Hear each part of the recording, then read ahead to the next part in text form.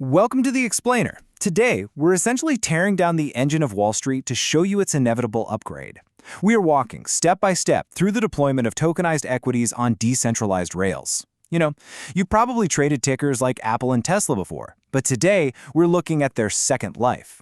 We're not talking about clunky legacy servers here. We're talking about frictionless, highly programmable crypto rails. Here's our deployment roadmap for today. 1. Legacy versus DeFi architecture. 2. Integrating on-chain assets. 3. Automated compliance. 4. Eliminating latency. And finally, 5. The Sigma BankAI deployment. Let's dive right in. All right, Section 1. Legacy versus DeFi architecture. So, to really understand where we're going, we kind of have to dismantle the highly inefficient, isolated databases that are currently running New York, London, and Tokyo. If you look under the hood of a legacy exchange, you're going to find this incredibly inefficient layer cake. You've got broker-dealers, clearing agents, central securities depositories, and transfer agents. And here's the crazy part. Each of these entities maintains its own private, isolated database.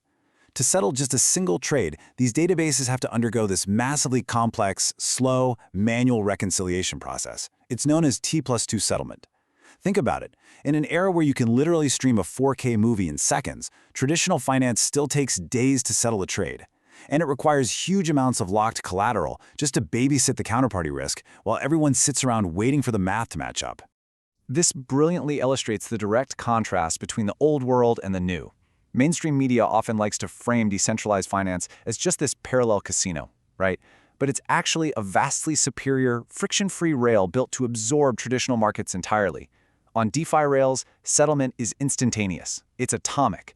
The asset transfer and the payment happen simultaneously within the exact same cryptographic block. No clearinghouses needed at all. Moving right along to Section 2, integrating on-chain assets. Let's break down the precise mechanics of how real-world corporate value actually moves onto these decentralized rails. It's a highly structured process. Step 1, imagine a company like Apple. A regulated entity or custodian holds a pool of underlying Apple shares completely off-chain. Step 2, against that specific pool, they mint digital tokens on a blockchain, with each token representing a legal claim on those underlying shares.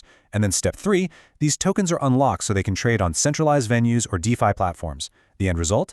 You've got a representation of Apple stock that lives right there in your crypto wallet, can move seamlessly across networks, and plug directly into smart contracts, all while the actual underlying shares stay perfectly secure in a regulated off-chain structure.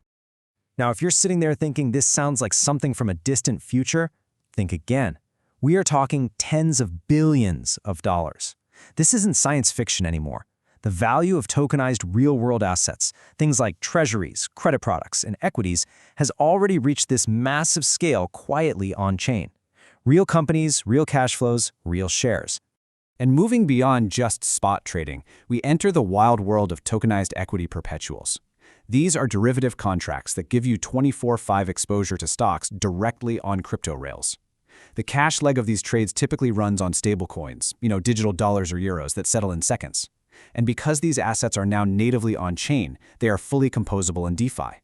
You can borrow against them, bundle them into structured products, and even mix crypto-native assets like Ethereum or Bitcoin with tokenized stocks into a single programmable pool.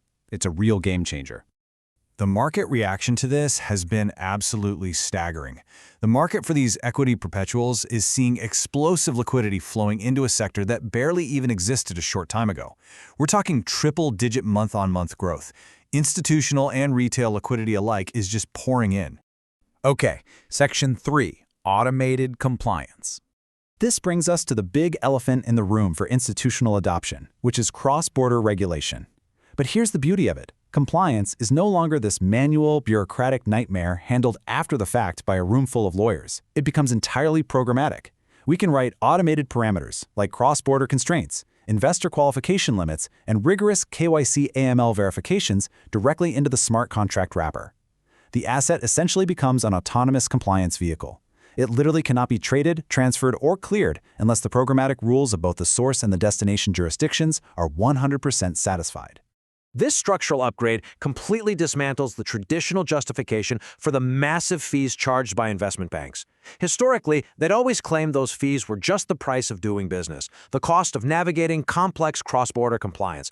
But by baking compliance natively into the asset's code, software has functionally made the traditional financial gatekeeper obsolete. Which leads us to Section 4, eliminating latency. For the frontier investor in global emerging markets, this tech is a vital new backdoor into global capital. Historically, an emerging market investor looking to buy U.S. equities faces this incredibly painful multi-day journey. On day 1, you're stuck waiting on local broker execution. By day 3, you're bleeding yield to foreign brokers and terrible FX conversion rates. And by day 5, you're hit with custody fees and regulatory hoops just to finally get settlement. It's a massive systemic bottleneck that structurally undervalues local companies. But tokenization introduces this completely frictionless, simplified route that bypasses that entire legacy timeline. The new path looks more like this. Convert your funds to local currency, swap that for a digital stablecoin that settles instantly, seamlessly access a tokenized equity venue, and immediately hold that on-chain asset directly in your digital wallet.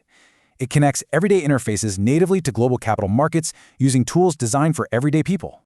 This dynamic creates an entirely organic, borderless capital formation environment. Think about a mid-sized tech firm in an emerging hub. Instead of relying on predatory local venture capital, they can issue fractionalized equity directly to a global liquidity pool. A retail investor in Seoul, an institutional fund in Zurich, and an algorithmic trading protocol in Miami can all participate in the exact same issuance at the exact same moment. They completely bypass the middleman. Finally, Section 5. The Sigma BankAI deployment. All right, the time for abstract architectural theory is officially over. If you are an enterprise architect or a sovereign finance engineer, the Sigma BankAI testnet provides the exact live tooling required to execute this transition today.